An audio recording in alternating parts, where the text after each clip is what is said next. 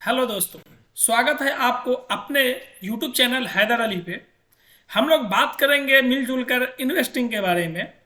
Investing वह जरिया जहां पे आप कुछ कमाए हुए रकम को इन्वेस्ट करके आने वाले फ्यूचर में कई गुना उस पैसे को, उस धन को बढ़ा सकते हैं।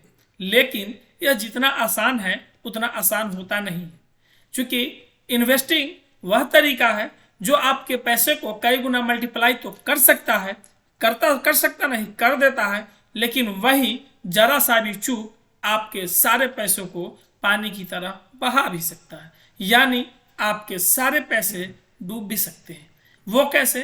तो आइए हम उस पर विशेष रूप से चर्चा करते हैं और जानते हैं कि आखिर यह होता कैसे है। इससे पहले मैं आपको एक बात बताऊंगा कि इन्वेस्टिंग करने से पहले हमें करना क्या चाहिए और इन्वेस्टिंग करने से पहले हमें क्या नहीं करना चाहिए। तो सबसे आसान और सबसे छोटी बात यह है कि किसी भी शेयर में सबसे पहले तो हम ये आपको बताएंगे कि इन्वेस्टिंग आपको करना क्या चाहिए। तो इन्वेस्टिंग आपको, हालांकि इसमें हम डीपली नहीं जाएंगे, क्योंकि डीपली जाएंगे तो बहुत अलग तरीके पे, अलग रास्ते पे चले जाएंगे। हल्का झलक दिखला रहे हैं कि इन्वेस्टिंग, अगर आप हाई रिस्क लेना चाहते हैं तो इन्वेस्ट आपको शेयर मार्केट में करना चाहिए। लेकिन आप वही लो रिस्क लेना चाहते हैं तो आपको बैंक के एफडी में या फिर बॉन्ड में, इस तरह से आपको इन्वेस्ट करना चाहिए। लेकिन आज जो हम लोग बात करने वाले हैं वह प्रोपरली शेयर मार्केट के बारे में बात करने वाले हैं कि शेयर मार्केट में हम अपने पैसे को इन्वेस्ट करके कैसे कई गुना बढ़ा सकते हैं और इन्वेस्ट करने के पहले हमें क्या करना चाहिए। तो इन्वेस्ट करने के पहले हमें सबसे पहले कि जिस शेयर में इन्वेस्ट कर रहे हैं उस शेयर के फंडामेंटल के बारे में सर्च करना चाहिए, फंडामेंटल स्टडी करना चाहिए, ताकि वह जिस शेयर में, जिस कंपनी में हम इन्वेस्ट कर रहे हैं वह कंपनी कितनी स्ट्रांग है। अगर वह कंपनी स्ट्रांग होगी तो आने वाले फ्यूचर में मेरे पैसे कई गुना बढ़ सकते हैं। लेकिन अगर वह कंपनी स्ट्रांग नहीं होगी तो हमारे पैसे आने वाले फ्यूचर में कई गुना घट भी सकते हैं, यानी मेरे मूलधन भी गायब तो नहीं हो सकते हैं, यानी मेरे मूलधन कम भी हो सकते हैं। तो कौन चाहता है कि अपने खून पैसे से कमाए हुए धन को कम करना? हर कोई तो यही चाहता है कि अगर मेरे पास आज 100 रुपया है तो वह कल 200 रुपया हो जाए। तो आइए शुरू करते हैं और जानते हैं कि आखिर हमें करना क्या चाहिए इन्वेस्टिंग के पहले। तो हम ये बात आपको बता दें कि इन्वेस्टिंग के पहले आपको कुछ फंडामेंटल रेशियोज होते हैं। उस फंडामेंटल रेशियो में से एक रेशियो के बारे में आज हम चर्चा करेंगे। अभी उस रेशियो के बारे में स्टडी करेंगे। तो वह रेशियो क्या है उसको जान लेते हैं। तो वह रेशियो है EPS, यानी अर्निंग पर शेयर। साधारण शब्दों में कहे तो EPS का मतलब होता है अर्निंग पर शेयर। अब अर्निंग का मतलब, आइए हिंदी में इसको समझ लेते हैं कि अर्निंग का मतलब क्या होता है। तो सबसे पहले तो इसका हम फुल फॉर्म लिख देते हैं। ई का मतलब क्या होता है?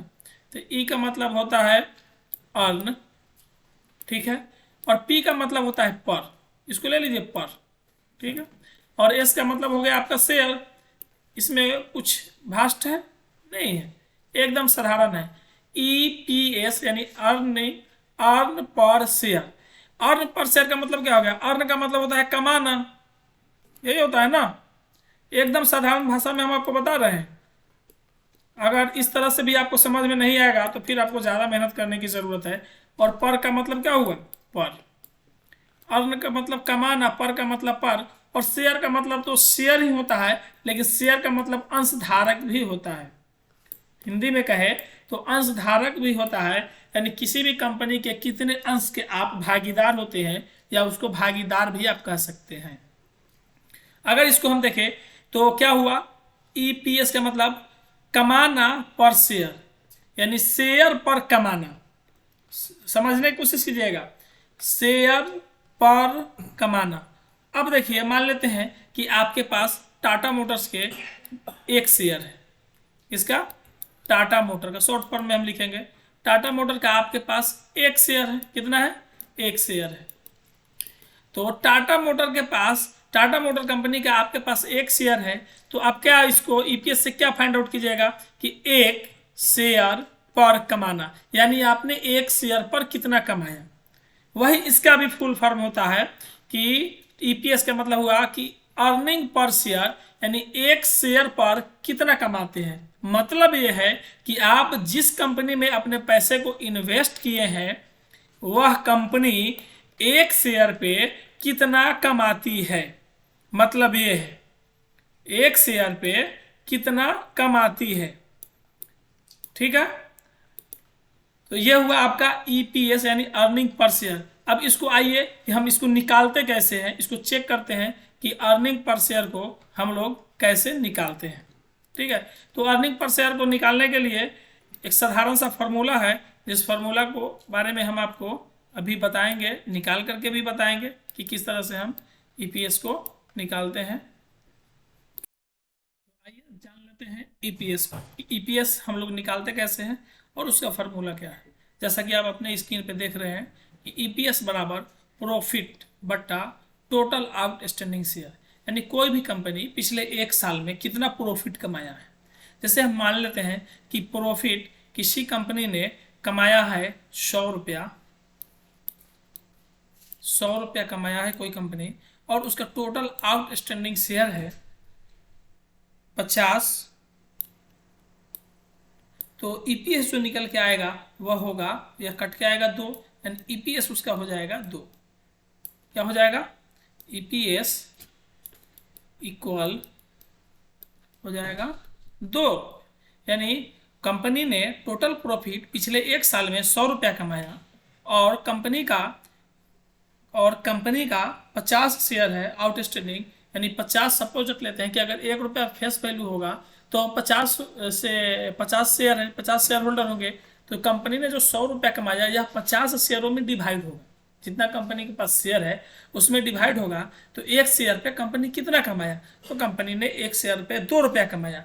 अब जैसे हमने टाटा म्यूचुअल फंड का टाटा मोटर्स का उदाहरण के रूप में लिया था, तो अगर आपके पास टाटा मोटर्स का 10 शेयर है तो आपको कंपनी कमा करके देगी 20 रुपया, यानी कंपनी के प्रॉफिट में आप 20 रुपया के हिस्सेदार हो गए, कंपनी के पास आप 20 रुपये का हिस्सेदार हो गए।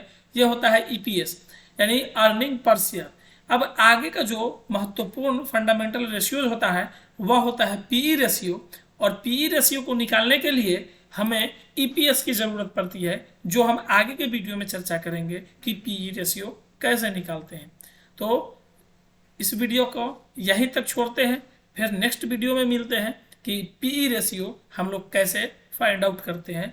और पीई रेशियो में हम एक और चीज़ बताएंगे कि पीई रेशियो को देखेंगे कैसे, प्रिडिक्ट कैसे करेंगे, क्योंकि कम पीई रेशियो वाला भी स्टॉक महंगा हो सकता है और ज़्यादा पीई वाला रेशियो भी करे स्टॉक भी सस्ता हो सकता है आपके रिटर्न के अनुसार।